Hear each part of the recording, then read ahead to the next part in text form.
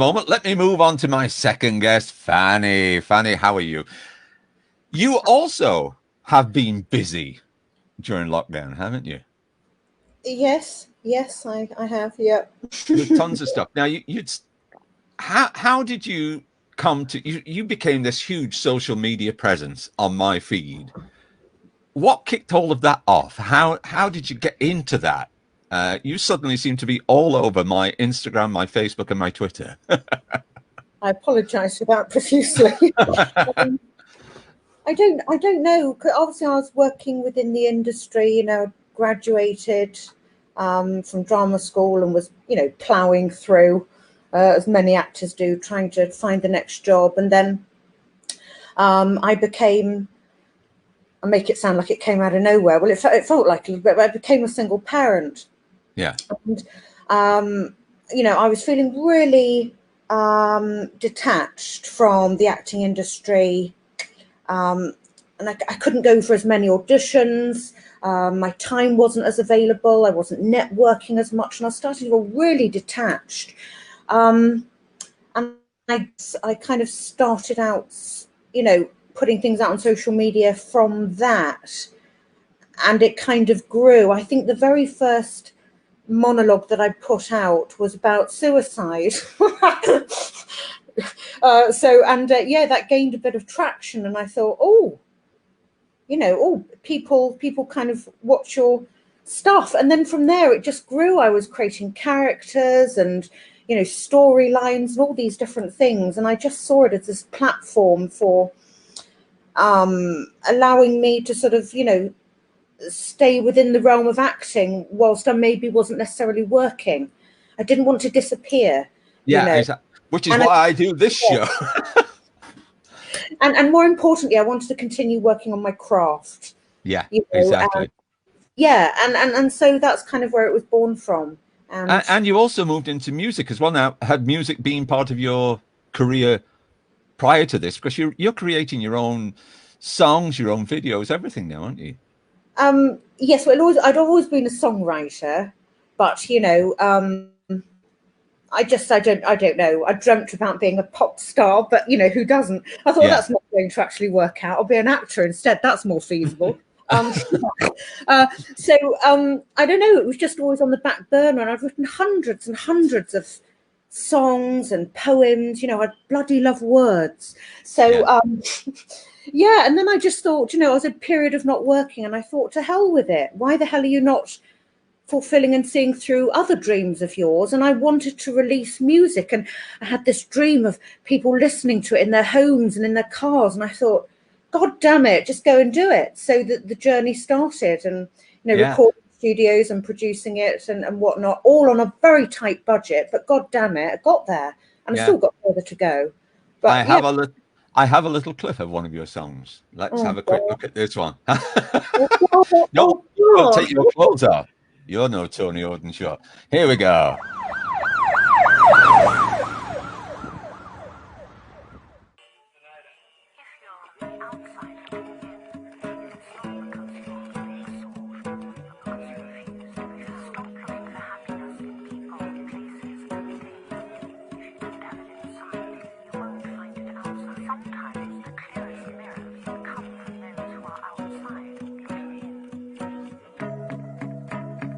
So caught up I couldn't see myself, and for so long now I've lived as someone else. I want the world to see just how great I can be, but I can never do it if I keep hiding from me. I got so much to give and so much life to live. I need to start changing. Oh, I love it. And all filmed in Blackpool. On an iPhone, yes. But it looks great, and you have some really lovely songs out there. And down below in the comments and everything, and in the description for this, there's a link to your music site, because you've got tons of stuff on there, haven't you? It's really amazing what you've done. But during lockdown, you moved on to doing other things, and I'm astounded at the cast that you were able to get for your Lockdown Lifeline. How did all that come about? What can I say? Do you know what's fun? It's obviously about networking, but I think more than that, it's being fearless enough to ask. Yeah. You know, and approach these actors. You know, and I think a lot of actors are interested on getting on board with something creative, especially when they're on lockdown. Yeah. You know, and they were seeing what I'd produced prior or what have you, and that was it really. It's just asking and being brazen. And I really have approached some really big people. I've had no response, but I'm saying, Yeah. you know, but yes, it's just about being fearless and saying, do you know what, you're right for the role. Is there any way I can interest you in part of this? Yeah. Well, I know one of my regular viewers keeps saying, can you get Sean Bean on here? And I've been trying to get Sean Bean on just for her for some time. His agent has now said he's very honoured to have been asked, but he can't, unfortunately. Right. So I tried. Vernon McPhee, I tried. I have, though, the trailer for your Lockdown Lifeline series. So let's have a quick look at that. With all the bats, oh gosh. You look exactly like that bloke from the office. Yeah. I get that all the time, you know. Can't walk down the street without someone shouting out, "Oi, Ricky, you prick!" Self-isolation, got me climbing the walls round here. Never been so lazy, feeling so crazy. I just wanna disappear. Self-isolation, got me climbing the walls round here. Never been so lazy, feeling so crazy.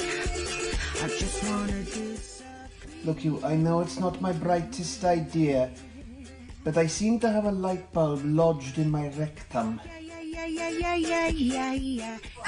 The bloody hell are you doing in my garden? You see? Racism.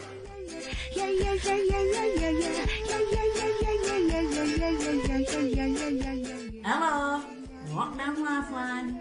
Alright, listen. I'm out of methadone, need some more pronto. Self-isolation, got me climbing the walls round here.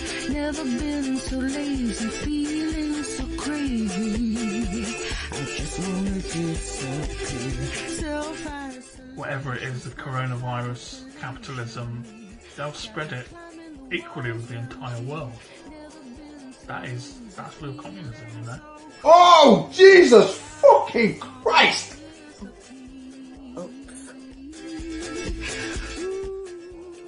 Great lads, the Chinese, great lads.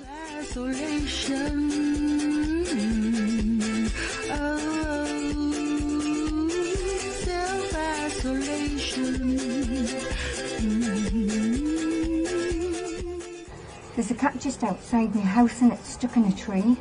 But I don't think that that's actually an emergency, is it? But it's on fire.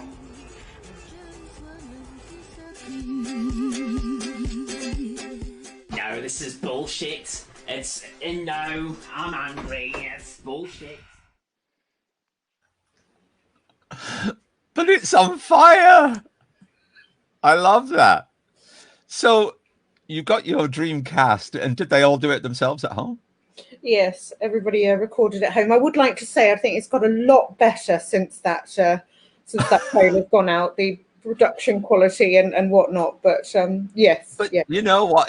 It shows more nudity, obviously, and I'm surprised Tony wasn't approached to be in that one, because obviously he'd have been down to his Union Jack shorts in a jiffy. Hey, episode 5 is casting soon. He's not safe yet. I need a thinner bottle.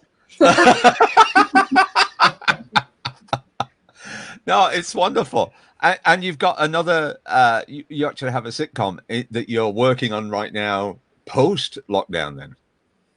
Yes, Nowhere Close. That's what the hope is, to get commission or, you know, start on that journey anyway. Yeah.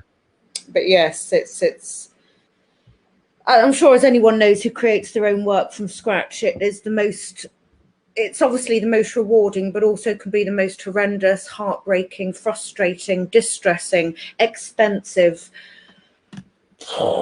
just, venture. And you really have to want it to happen, because it's so easy at any given opportunity to say, do you know what, I've had enough. There's so many issues that crop up every step of the way. You didn't ask for any of this, did you?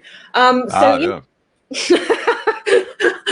But yes, it's in post-production, and, I aim to get it sort of premiered to the people who were in it and possibly a few industry people, and then to get it cut down further and put it in front of production. It's never easy. I like to say I've done more pilots than somebody working at Manchester Airport, and none of them have ever come to anything, I'm afraid. But, there we go.